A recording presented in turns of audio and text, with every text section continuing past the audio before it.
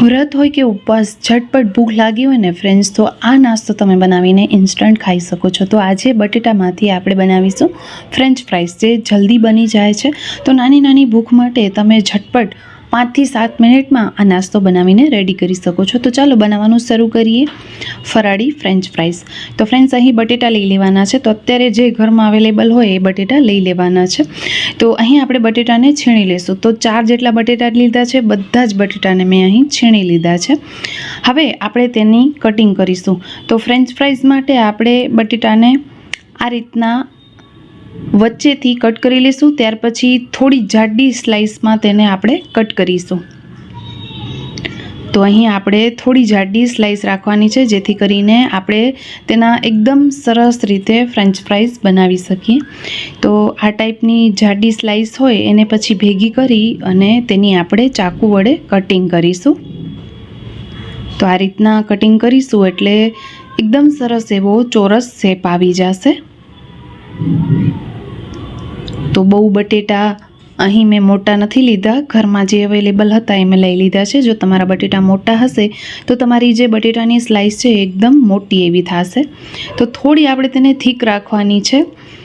જો બહુ આપણે તેને પાતળી કરીશું તો આપણે જ્યારે તેને તળીશું ને તો એકદમ સ્ટીક જે છે એ ઢીલી પડી જશે. એટલા માટે આપણે થોડા તેના કટકા જાડા કરવાના છે.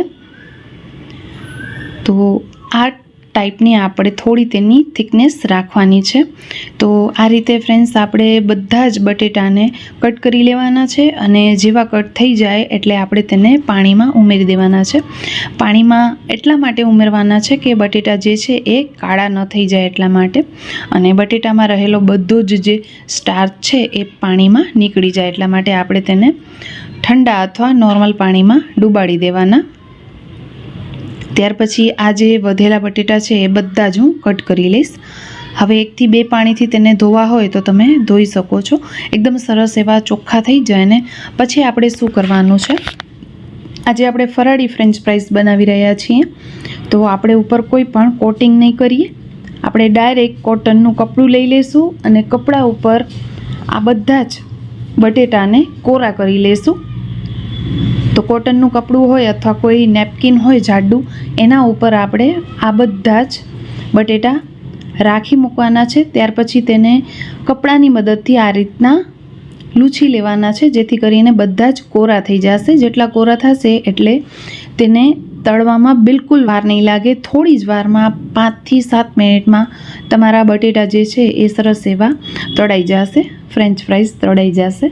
તો અહીં તમે જોઈ રહ્યા છો કે મેં એકદમ સરસ તેને કોરા કરી લીધા છે.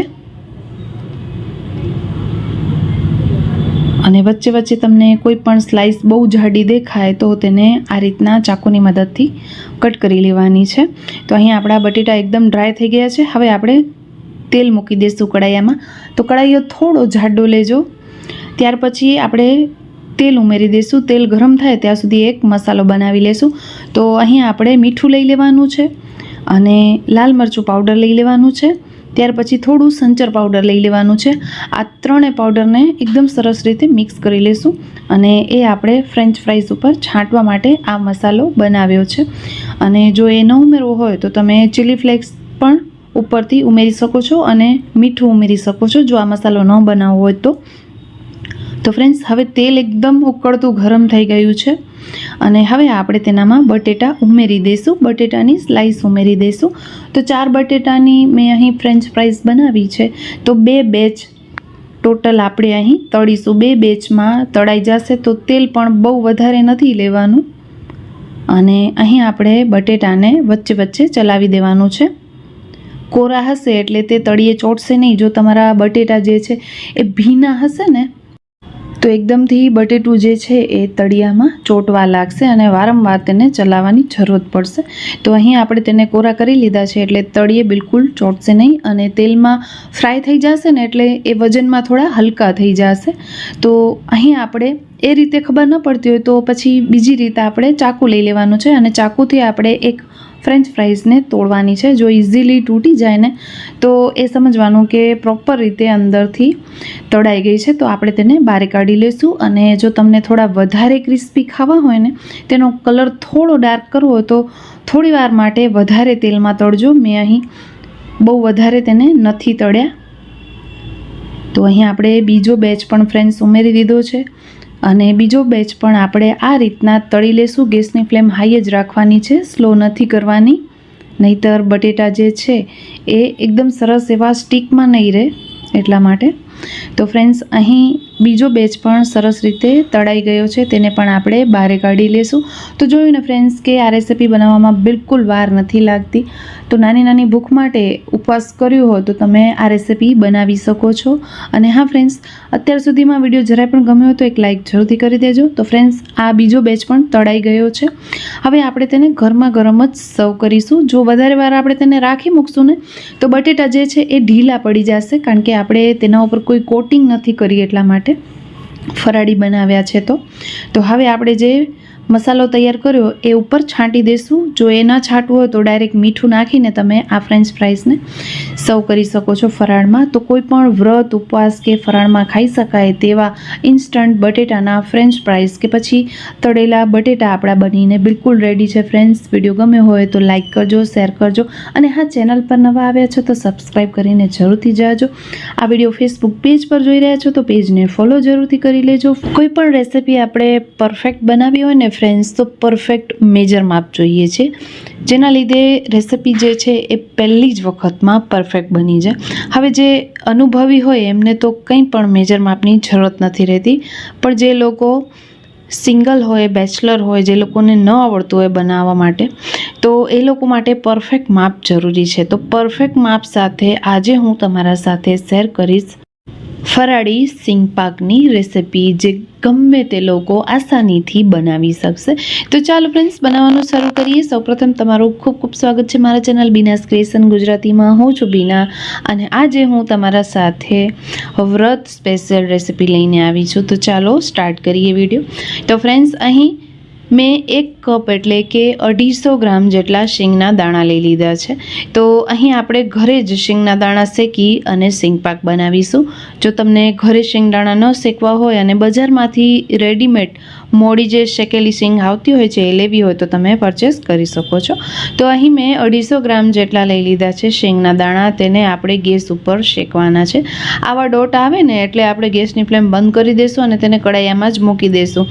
કડાયામાં મૂકવાથી દાણા જે છે થોડા ક્રિસ્પી થઈ રહેશે વધારે, અને ત્યાર પછી આપણે થાળીમાં તેને કાઢી લેશું અને એ જ પેનમાં આપણે તલ શેકી લેશું. તો 1/2 કપ જેટલા મેં તલ લીધા છે.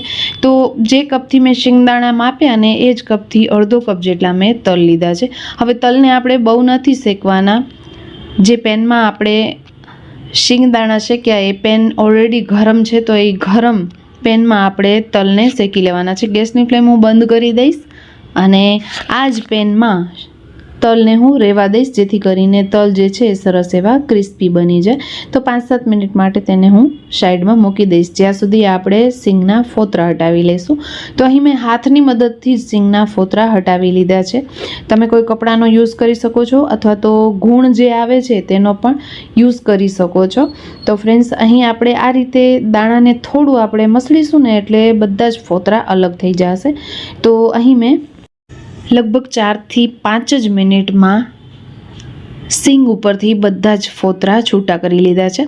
હવે અહીં આપણે ચાળણીમાં એડ કરી દઈશું, અથવા તો તમારા પાસે જારો હોય તો જારામાં પણ એડ કરીને તેના ફોતરા અલગ કરી લેશું અને સિંગને અલગ કરી લેશું.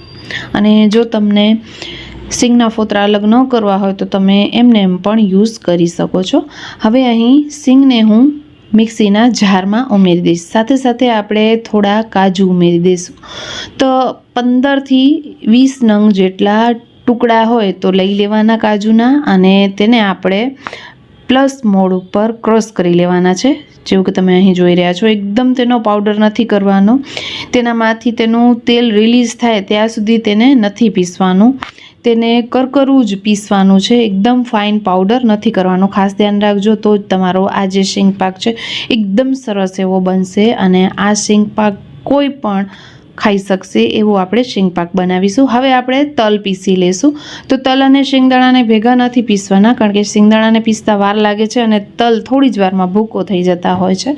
તો અહીં મેં તલને પ્લસ મોડ ઉપર ક્રશ કરી લીધા છે. તમે જોઈ રહ્યા છો કે તલના 2 ફાડા થયા એટલું જ મેં તેને ક્રશ કર્યું છે, વધારે નથી કર્યું. હવે તલ અને શિંગદાણાને બંનેના ભૂક્કાને આપણે મિક્સ કરી લેશું. તો અહીંયા આપણે હાથથી થોડું મિક્સ કરી લઈશું, જેથી કરીને તલ અને શિંગદાણા સારી રીતે એકબીજામાં મળી જાય અને ટેસ્ટ સારો એવો આવે. હવે અહીં ગોળ લઈ લેવાનું છે. તો ગોળને આપણે સમારી લઈશું.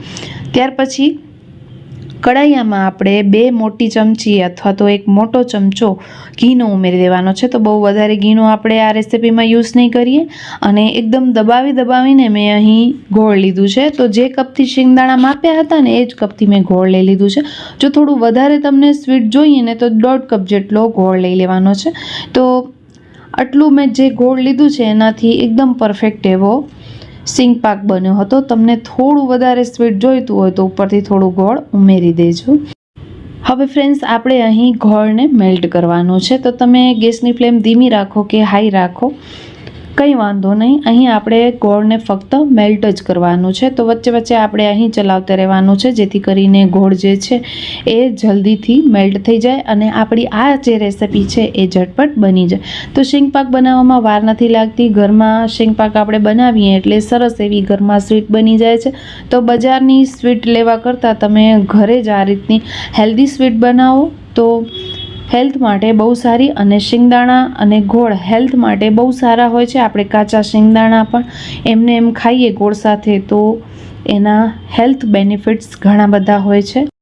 તો કહેવાય છે ને ફ્રેન્ડ્સ કે શિંગદાણા જે છે એ ગરીબો માટે કાજુ કહેવામાં આવે છે. તો એટલા તાકાતવાર છે, કાજુ જેટલી જ તેનામાં તાકાત છે. તો જરૂરથી આપણે શિંગદાણા ખાવા જોઈએ. તો ફ્રેન્ડ્સ, અહીં તમે જોઈ રહ્યા છો કે ગોળ એકદમ સરસ એવું મેલ્ટ થઈ ગયું છે. તો મેં અહીં શિંગદાણા અને તલનો ભૂકો એડ કરી દીધો છે. હવે ગેસની ફ્લેમ આપણે ટોટલી બંધ કરી દઈશું, સ્લો પણ નથી રાખવાની. અને ત્યાર પછી આપણે બધું જ સરસ એવું મિક્સ કરી લઈશું. તો તમે આ રીતના શીંગપાક બનાવશો ને તેને માંડવી પાક પણ કહેવામાં આવે છે. તો આ રીતે તમે બનાવશો ને તો એકદમ સરસ એવો દાંત વગરના પણ તેને આસાનીથી ખાઈ લેશે એટલો સરસ એવો ક્રિસ્પી અને એકદમ પોચો એવો શીંગપાક બનશે. તો ફ્રેન્ડ્સ, અહીં મેં બધું જ મિક્સ કરી લીધું છે. તમે જોઈ રહ્યા છો. ફ્રેન્ડ્સ, વિડીયો અત્યાર સુધીમાં તમને જરાય પણ ગમ્યો હોય ને તો એક લાઇક જરૂરથી કરી દેજો, અને હા, ચેનલ પર નવા છો તો સબસ્ક્રાઈબ કરીને જરૂરથી જાજો. હવે બધું જ મિક્સ થઈ ગયા બાદ અહીં મેં મોલ્ડ લઈ લીધો છે. તો આપણે કોઈ પણ થાળી લઈ લેવાની. જો તમારા પાસે આ ટાઈપનું મોલ્ડ હોય તો એ પણ તમે લઈ શકો છો. હવે તેનામાં આપણે 1 ચમચી જેટલું ઘી ઉમેરી દઈશું. તો ઘી બહુ ઓછું ન ઉમેરતા, થોડું 1 ચમચી જેટલું ઉમેરી દેજો, જેથી કરીને આ જે શીંગપાક છે એ અનમોલ્ડ કરવામાં આપણે વાંધો ના આવે. હવે બધું જ મિશ્રણ જે છે એ આપણે મોલ્ડમાં એડ કરી દઈશું અને તેને દબાવી દઈશું, જેથી કરીને તેનો શેપ એકદમ સરસ એવો આવી જાય. તો આ રીતે આપણે તેને ઉપરથી દબાવશું અને ચમચામાં જે શીંગપાક લાગેલો છે તેને પણ આપણે ચાકુની મદદથી કાઢી લઈશું. તો ફ્રેન્ડ્સ, આ શીંગપાકને વધારે વાર ઠારવાની જરૂરત નથી પડતી. લગભગ તમે 15થી 20 મિનિટ તેને ઠંડુ થવા માટે મૂકી દેશો ને એટલે તમે તેને ખાવામાં યુઝ કરી શકો છો. એટલે ઇન્સ્ટન્ટ બનેલી મીઠાઈ તમે ખાઈ શકો છો. તેને રેસ્ટ આપવાની બિલકુલ જરૂરત નથી. ફક્ત 10થી 15 મિનિટ એ ગરમ હોય એટલે તેને ઠંડુ થવા દેવાનું. હવે ચમચા ઉપર ઘી લગાવી દઈશું. તો મારા પાસે આ ટાઈપનો સ્પેચ્યુલો છે જેના ઉપર મેં ઘી લગાવી લીધું છે. તમારા પાસે ન હોય તો વાટકી ઊંધી વાળી અને તેનામાં ઘી લગાવી અને વાટકીથી આપણે પ્રેસ કરવાનું, જેથી કરીને શીંગપાક જે છે એ મોલ્ડમાં બરોબર રીતે સેટ થઈ જાય. તમે થાળીમાં કરતા હો તો ગ્લાસ કે પછી વાટકી પાછળ ઘી લગાવીને આ રીતના તેને એકદમ સરસ ઉપરથી દબાવવાનું છે, જેથી કરીને તેનો શેપ એકદમ સરસ એવો આવે. તો અહીં હું સ્પેચ્યુલાની મદદથી એકદમ સરસ રીતે શીંગપાકને દબાવી લઈશ. અને ત્યાર પછી આપણે એક ઇન્ગ્રીડિયન્ટ ઉપરથી છાંટીશું જેનું નામ છે ટોપરાની ખમણ.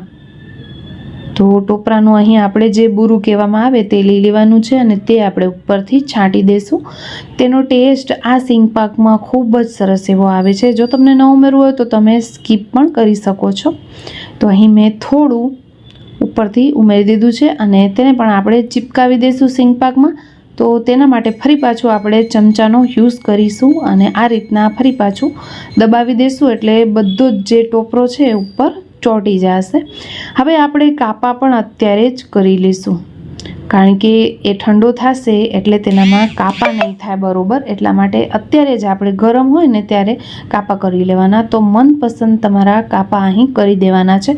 જો નાના પીસ જોઈતા હોય તો આપણે થોડા નાના પીસ કરવાના અને મોટા પીસ જોઈતા હોય તો આ રીતના આપણે મોટા પીસ કરી લેવાના. તો અહીં તમે જોઈ રહ્યા છો કે થોડી જ વારમાં તે ઠંડુ થઈ રહ્યું છે એટલે થોડું કડક થઈ ગયું છે. તો અહીં આપણે જલ્દી તેનામાં કાપા કરી દઈશું અને થોડી જ વારમાં આ સિંગ પાકને તમે ખાઈ શકો છો. ઇન્સ્ટન્ટ સ્વીટ છે, જરૂરથી ઘરે બનાવજો. જલ્દી બની પણ જશે, વધારે ખર્ચો પણ નહીં આવે. ઓછા ખર્ચામાં એકદમ સરસ હેલ્થી તમારી સ્વીટ બનીને ઘરે જ રેડી થઈ જશે. તો ઘરમાં ક્યારે પણ ઉપવાસ હોય છે તો હું સ્વીટ ઘરે જ બનાવું છું અને બધા લોકોને ખૂબ જ પસંદ આવે છે. તો ફ્રેન્ડ્સ અહીં આપણે કાપા મૂકી દીધા છે. હવે 10થી 15 મિનિટ માટે મેં તેને રેસ્ટ આપી દીધું હતું. 10થી 15 મિનિટ બાદ આપણે તેને અનમોલ્ડ કરીશું. તો આપણે તેને ડાયરેક્ટલી આ ટાઈપ બારે નથી કાઢવાનું, ચાકુથી કે ચમચાથી બારે નથી કાઢવાનું. આપણે ડાયરેક્ટલી થાળી ઊંધી વાળી અને મોલ્ડને ઊંધો કરી લઈશું. ત્યાર પછી ઉપરથી આપણે ટેપ કરીશું અને ત્યાર પછી મોલ્ડ હટાવી લઈશું અને તમે જોઈ શકો છો કે એકદમ સરસ એવો સિંગ પાક આપણો નીકળી આવ્યો છે. ક્યાંય પણ મોલ્ડમાં ચોંટ્યો નથી અને તમે જોઈ રહ્યા છો, તમે જોતાં જ ખ્યાલ આવી જશે ફ્રેન્ડ્સ કે કેટલો ક્રિસ્પી બન્યો છે ઉપરથી અને ખાવામાં એટલો સોફ્ટ બન્યો છે. તો કોઈ પણ દાંત વગરના તેને આસાનીથી ખાઈ શકશે. તો અહીં આપણે ગોળની ચાસણી બિલકુલ નથી કરી, આપણે ફક્ત ગોળને મેલ્ટ કર્યો છે અને ગોળનો હેલ્ધી સિંગ પાક બનાવ્યો છે. તો આપણો કોઈ પણ ફરાળમાં, કોઈ પણ ઉપવાસમાં ખાઈ શકાય તેવો હેલ્ધી ટેસ્ટી ગોળનો સિંગ પાક બનીને બિલકુલ રેડી છે. ફ્રેન્ડ્સ, વિડીયો ગમ્યો હોય તો કમેન્ટ જરૂરથી કરજો. ફરી મળીશું નવા વિડીયો સાથે. ત્યાં સુધી આવજો. જય શ્રી કૃષ્ણ.